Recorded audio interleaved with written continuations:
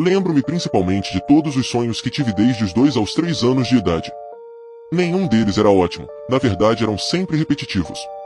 Mesmo cenário, mesmos começos, mesmos finais aterrorizantes. Por volta do ano de 2007, eu morava em uma casa suburbana de 2 andares, o layout era único. Eu morava com meus 2 irmãos, minha mãe e meu pai na época. É claro que com apenas alguns meses de idade, eu tinha uma hora de dormir definida. Então, como um relógio, um dos meus pais me colocava na cama e as luzes eram apagadas.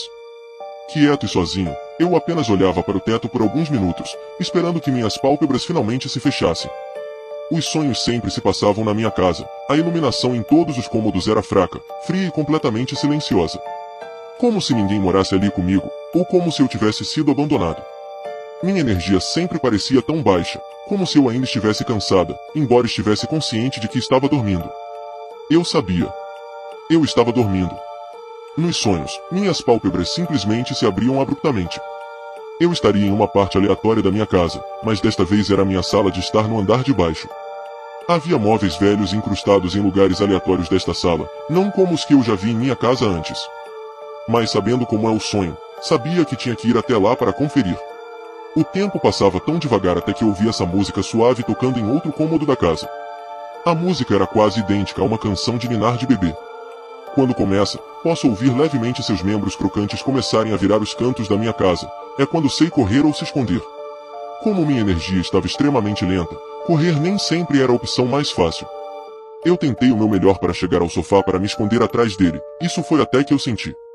Quando ele se aproxima, sinto uma sensação de cócegas começando no topo da minha cabeça e descendo pela minha espinha. Uma sensação tão petrificante de se experimentar nessa situação.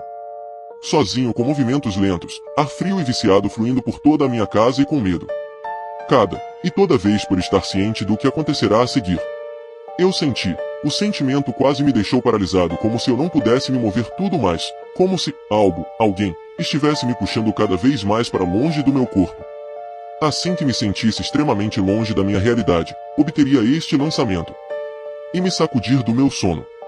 Eu teria medo de voltar a dormir, até mesmo de olhar em volta do meu quarto depois da minha fuga repentina. Todas as noites, eu teria esses pesadelos.